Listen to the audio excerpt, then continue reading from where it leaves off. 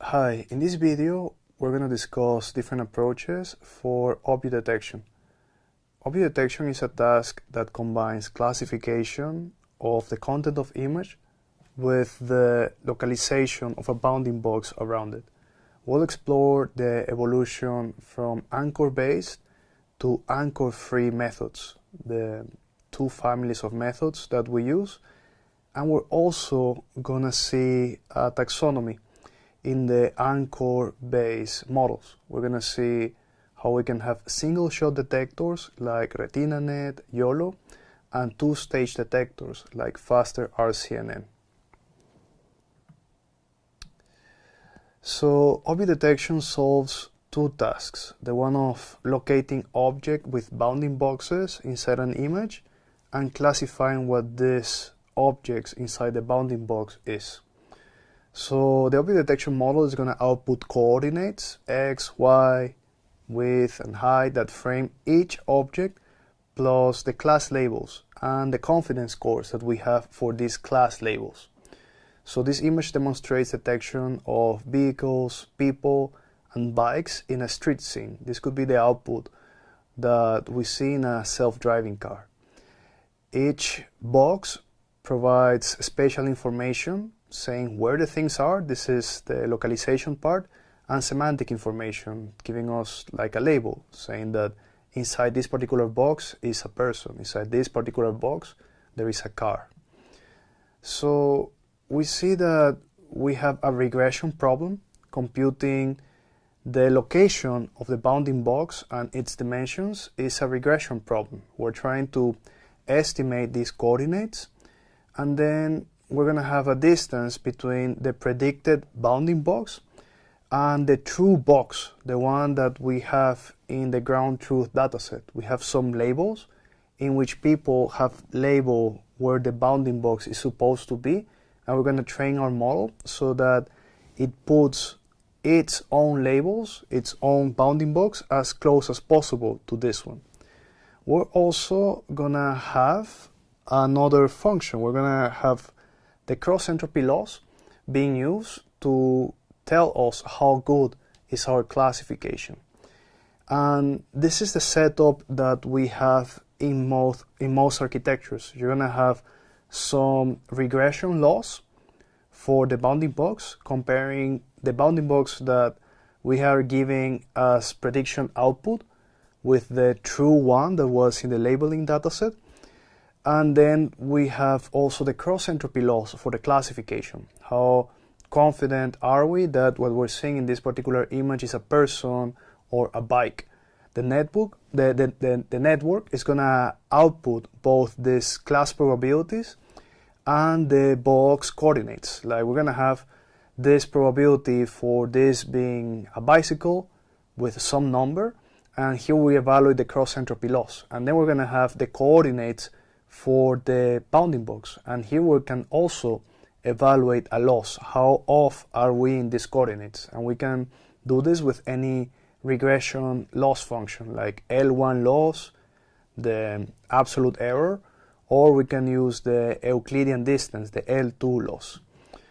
We can also have a parameter, Lambda, that balances these competing objectives, like what are we going to pay more attention to, the location of the bounding box, how good it is, or the class that we're giving to the bounding box. This is something that we can balance in these equations with some lambda parameters. There are many variations on these particular loss functions implemented by different algorithms, but this is the core idea.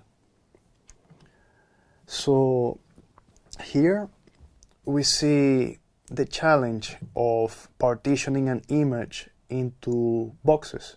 Here we see a pedestrian crossing a street, and we see all the possible different bounding boxes and all the different aspect ratios that are able to capture where this person is.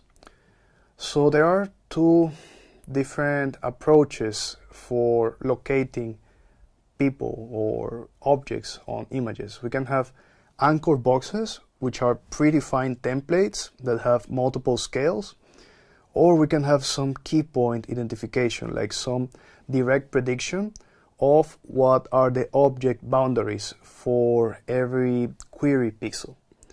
So this fundamental challenge about finding what is the best fitting anchor box, or what is the best fitting prediction for the object boundaries, is the thing that drives these different architectures and these different ways that the object detection problem has been framed. We're going to see that there is a wide variety of solutions on how to predict the best bounding box.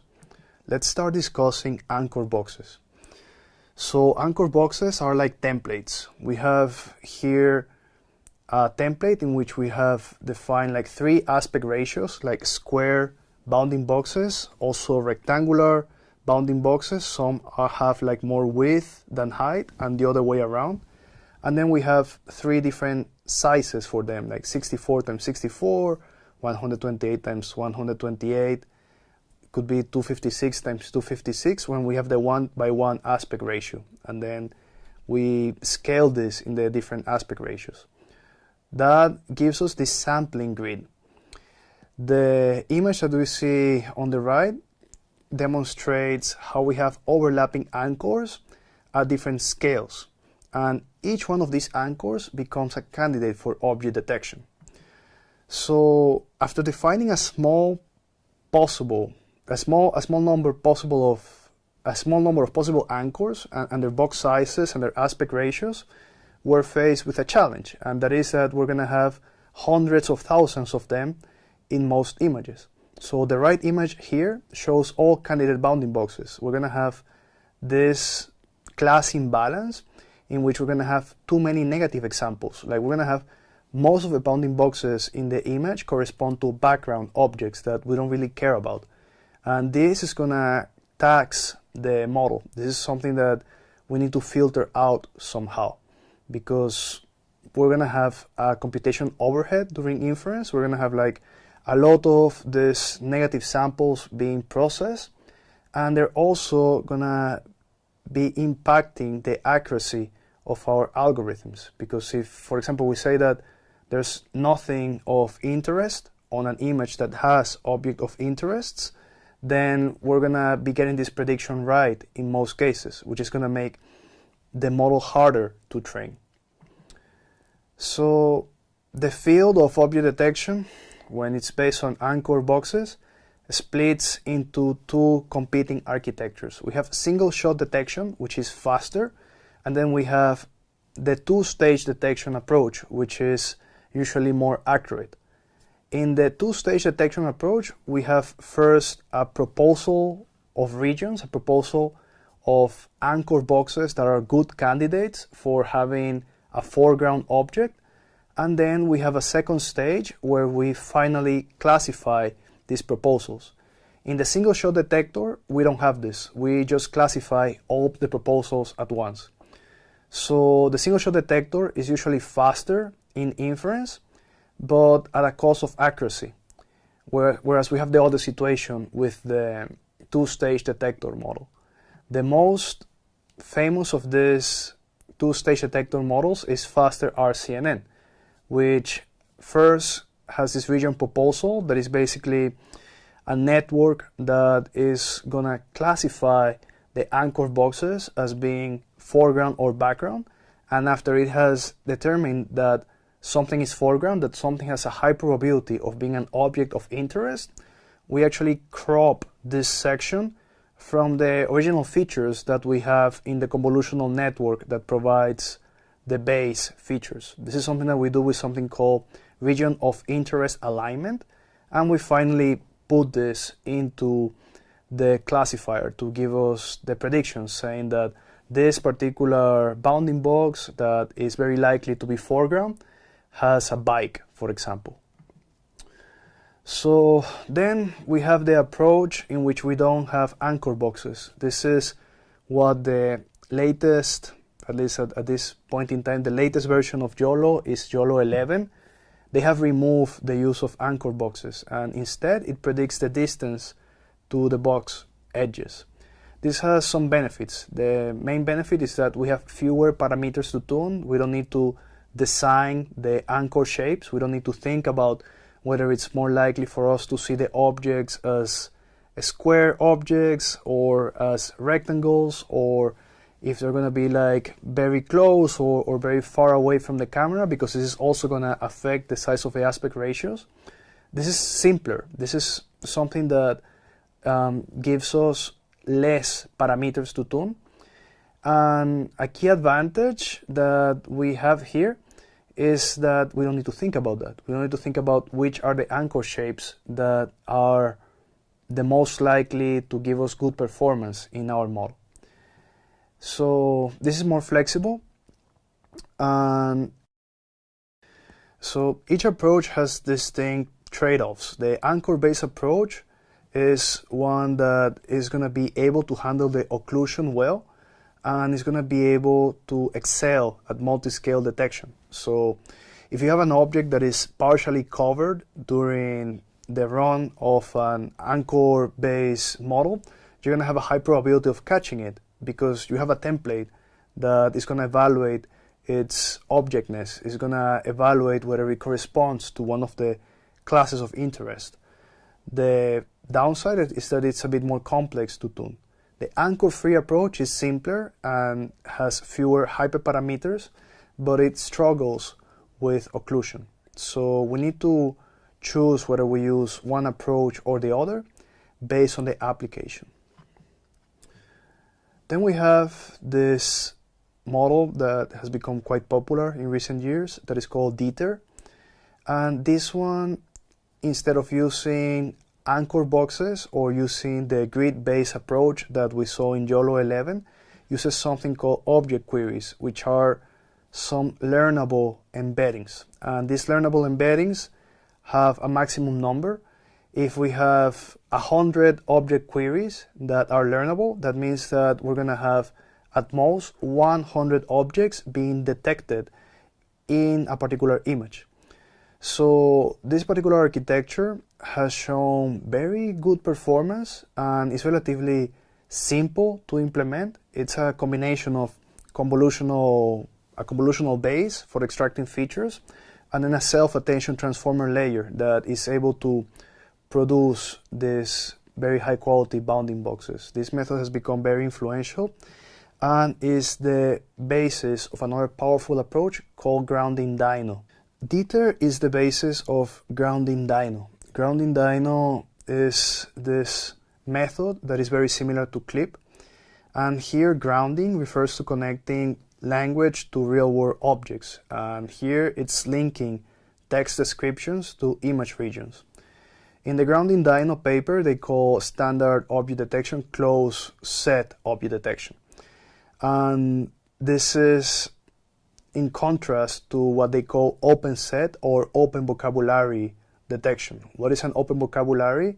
When we do this zero-shot approach to say, okay, I want to have all the World Cups that appear on this particular image, even though I didn't train the model on this particular image before. I can have like a very descriptive way to say, I want to get the bounding box of the person in the center of the image that is holding the World Cup. That is something that will give us an output in grounding DINO. And this is a very powerful approach. It doesn't perform as well as a purely fine-tuned model for a particular use case, but it's very flexible. So it allows us to curate very big data sets with less effort than having to draw most of the bounding boxes by hand.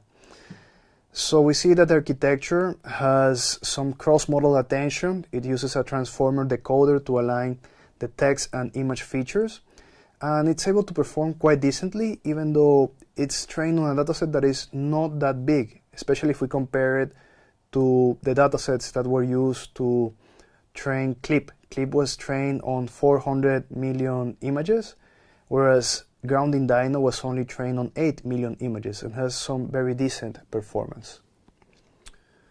So to wrap up this video, we saw that object detection combines classification and bounding box regression. It has different terms that get added in the loss function to solve these two problems. We use typically some variation of cross-entropy loss for the classification problem, and some regression loss like L1 or L2 for the bounding box regression problem. And we also saw the variety of methods that are anchor box based. We saw the single shot detector and the two-stage detectors, and the trade-offs between them, that the models that use the two-stage approach typically have higher accuracy at a cost of computation, whereas the other ones are more commonly used for real-time performance. Like the methods that are single shot are typically having a quicker response time. We saw here also how anchor-free approaches and grounded detection work. The anchor-free approach from DETR is based on query boxes, which are learnable embeddings. And we also saw the grid-based approach from YOLO-11, which is quite flexible, even though it has this issue with occlusions. So grounding DINO is something that has a trade-off. Like, it's usually not as accurate as a fully supervised model, but it's very flexible, and I encourage you to try playing with it in the notebook that accompanies this video.